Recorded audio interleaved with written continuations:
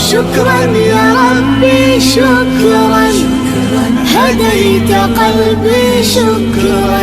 ہمارے گھر والے مجھے بتا رہے تھے کہ محمد صدیق منشا بھی ایسی تلاوت کرتا ہے، آپ ایسی تلاوت کیوں نہیں کرتے؟ میں نے کہا میں ایسی تلاوت کرتا تھوڑے کراچی میں ہوتا تو پھر تو لوگ مجھے یہ کہ سروں پر رکھتے، اپنے سروں کے تاج مجھے بناتے. میں گناہگار عبدالباسط کی طرح قرآن کہاں پڑھ سکتا ہوں؟ اور میں یہ کہ سدیس کی طرح قرآن کہاں پڑھ سکتا ہوں؟ سعود شریم کی طرح امام حرم ہے اور عبد الرحمن الحذیفی ہے، اس کی طرح قرآن میں کہاں پڑھ سکتا ہوں؟ ہمارے علاقے کا سردار اور قاتل جو 20 لوگوں کے قاتل اب اللہ کو پیارے ہو گئے، انتقال ہو گیا. سردار صاحب تراوی میں کھڑے تھے، تراوی میں کھڑے ہو کر کے عبد الرحمن سدیس نے جب تلاوت کی لرز لرز کر کے سردار صاحب چیخ مار کر کے گر پڑے. جب نماز ختم ہو گئی تو سردار صاحب کو ہم نے دیکھا کہ آپ کو کیا مصیبت پڑ گئی، آپ کو ہر طرح سے اللہ نے مالی طور پہ نوازا ہے، سردار علاقے کے، لیکن سردار لرز رہا. اذا زلزلت الارض زلزالہ، ایسے کانپ رہا ہے. سردار صاحب کیوں پریشان ہو؟ کہنے لگے کہ یار یہ لوگ بڑے ذہین ہوتے ہیں، اچھی باتیں کرتے ہیں. کہنے لگے کہ دوستوں کو کہتے ہیں اللہ کی قسم آج عبد الرحمن سدیس جب قرآن تلاوت کر رہا تھا تراوی میں امام حرم، مجھے ایسے محسوس ہو رہا کہ آسمان سے فرشتے نازل ہو رہے اور قرآن کا نزول ہو رہا. میں یہ سمجھ نہ سکا کہ 1500 سال کے بعد نبی کا بیٹا جب ایسی تلاوت کرتا ہے تو 1500 سال پہلے محمد کی تلاوت کیسے ہو؟ اور یاد رکھو ناراض نہیں ہونا، ناراض نہیں ہونا. جس کو خوش الہانی کے ساتھ تجوید کے ساتھ عمدہ تلاوت بھی چاہیے، جس کو نہ بھائے اور جس کو پسند نہ آ جائے وہ یقین کرے اس کو کسی کی سرٹیفکیٹ دینے کی ضرورت نہیں ہے. اس کو میرے خالق نے دھکا دیا ہے، نولیہ ما تولی ونصلہ جہنم. ایسا خدا کا دھکا پٹھان کا دھکا نہیں ہوتا، اللہ کا دھکا خطرناک قسم کا دھکا ہوتا ہے. ایسا دھکا دیتا وہ آدمی سیدھا جا کر کے وہاں پر گر پڑتا ہے، جہنم میں پہنچتا ہے. آپ کو نیند تو نہیں آ رہی؟ نیند تو نہیں آ رہی؟ قاری صاحب قرآن پڑھ رہا ہے، قاری صاحب قرآن پڑھ رہا ہے. اعوذ باللہ من الشیطان الرجیم بسم اللہ الرحمن الرحیم وهو القاہر فوق عباده وهو الحکیم الخبیر وهو القاہر فوق عباده وهو الحکیم الخبیر وهو القاہر فوق عباده وهو الحکیم الخبیر.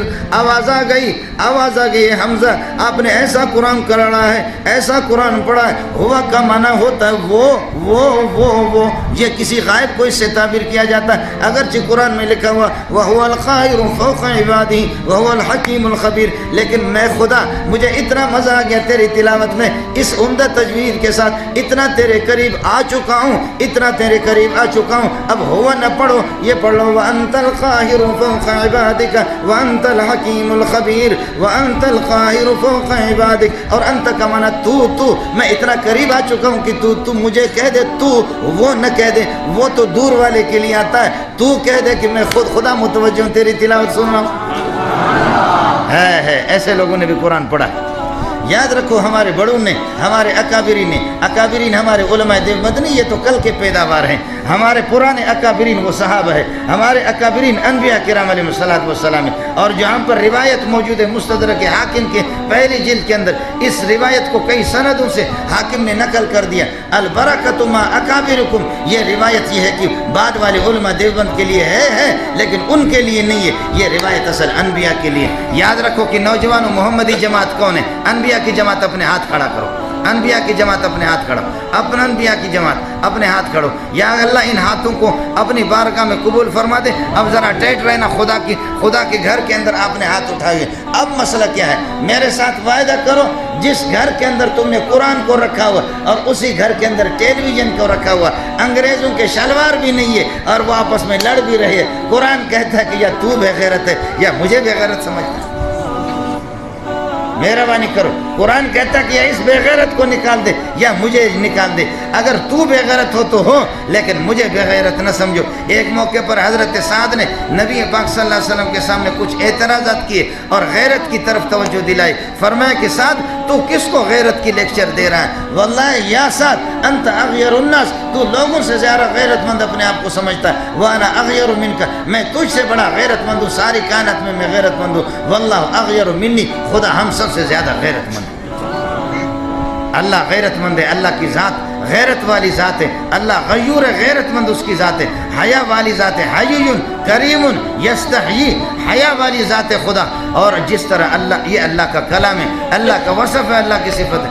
ہاتھ جوڑ کر کے کہتا ہوں آپ سے، ہاتھ جوڑ کر کے، اگر یہ ٹیلی ویژن والی لعنت پھر بھی آپ اس کو گھر سے نکال نہیں سکتے تو اس کمرے کے اندر قرآن کو تو نہ رکھو، وہ لیٹرین کے قریب کوئی کمرہ بناؤ، وہیں پر ٹیلی ویژن دیکھو۔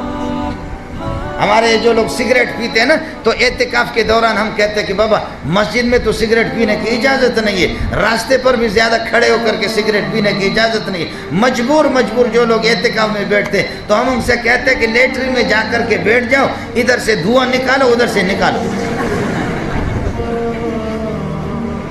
یہی مسئلہ ہے، یہی مسئلہ کسی بھی مفتی سے معلوم کرو۔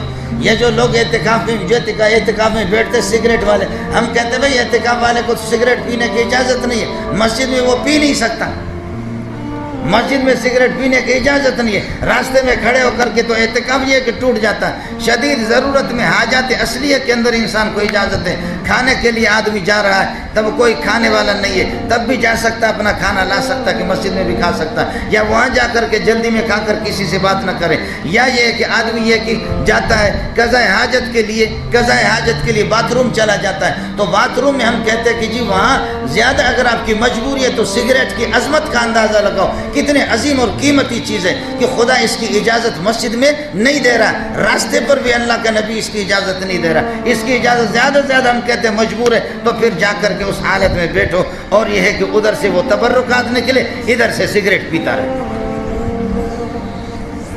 اس لیے فقہا کہتے ہیں، حدیث کے اندر آتا کہ لا تدخل الملائکۃ بیتا فیہ کلب ولا تصاویر، جس گھر کے اندر کتے ہوں اور جس گھر کے اندر تصاویر ہوں اس میں رحمت کے فرشتے جاتے نہیں۔ اب تو ہمارے مولویوں کو بھی بڑا شوق ہو گیا تصویر بنانے کا۔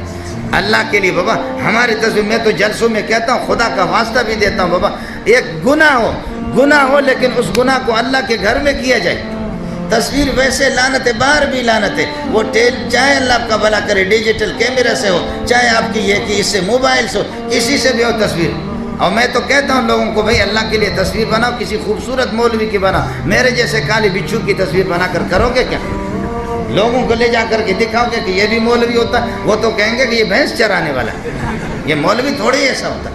اللہ کے لیے تصویر یہاں بناتے، مسجد کے اندر تصویر بناتے، لا تدخل الملائکۃ بیتا فیہ کلب، جہاں پر کتے ہوتے ہیں، ولا تصاویر، جہاں پر تصویریں ہوتی ہیں وہاں پر رحمت کے فرشتے نہیں آتے۔ اس لیے فقہا کہتے ہیں کہ اگر کسی کی مجبوری ہے، کسی کی ضرورت ہے، تصویر اگر وہ کسی کی ضرورت ہے تو مجبوری ہے کتا پالنا اس کے اپنے جانوروں کی حفاظت کے لیے، تو کتا کو گھر کے اندر نہ رکھے، جن کمروں کے اندر وہ رہتا ہے، جن کمروں میں وہ رہتا ہے وہاں پر کتے کو نہ رکھے، کتے کو بالکل گیٹ کے پاس گھر سے باہر اس کو رکھے۔